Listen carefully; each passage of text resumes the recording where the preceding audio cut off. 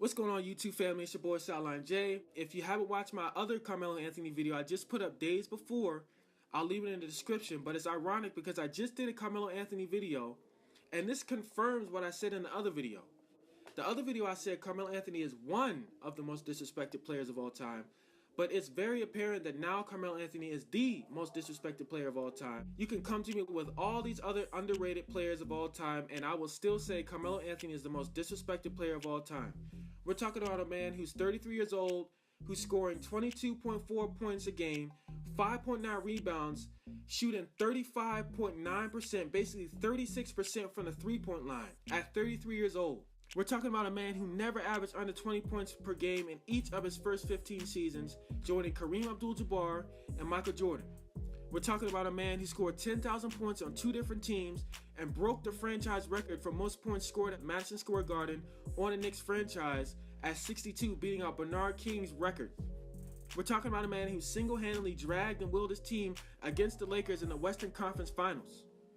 We're talking about a man who spent 9 seasons in the top 10 for scoring, 2 seasons in top 10 for player efficiency rating, a 10-time All-Star, a 6-time All-NBA player, 2012 and 2013 scoring champion, and we're saying that Lonzo Ball is better than Carmelo Anthony. Basically, that's what you're saying, because Lonzo Ball is 63, Carmelo Anthony 64, and last year Carmelo Anthony was, I'm pretty sure he was ranked 31. I don't understand where any of this adds up at all. In college, Carmelo Anthony averaged 22 points and 10 rebounds and won the national championship.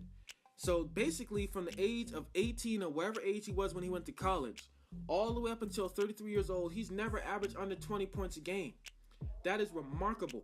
And the crazy thing about it is that if T-Mac is in the Hall of Fame and all of a sudden y'all want to toot his horn and say he was one of the greatest scorers of all time, which I'm not arguing because he was, why can't Carmelo Anthony be in the same mention as T-Mac? Why can't Carmelo Anthony get the respect like T-Mac gets? Because I know 3 years ago, if I would have ever said T-Mac is one of the greatest players to score a basketball, y'all would have disagreed. T-Mac and Carmelo Anthony are one of the greatest scorers, in my opinion, to pick up a basketball. They're not the greatest, but they're one of the greatest scorers of all time. I've seen a lot of players come and react to this. CJ McCollum reacted, and Carmelo Anthony reacted, and some other NBA players reacted to Carmelo Anthony being ranked at 64 with bums, basically, considering how great of a player Carmelo Anthony is and was and will continue to be until he decides to hang up his shoes.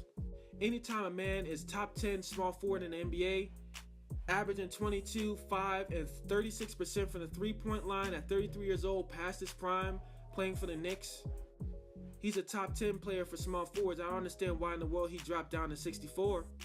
You know, I don't understand why Lonzo Ball, Eric Gordon, Avery Bradley, and Devin Booker are in the same.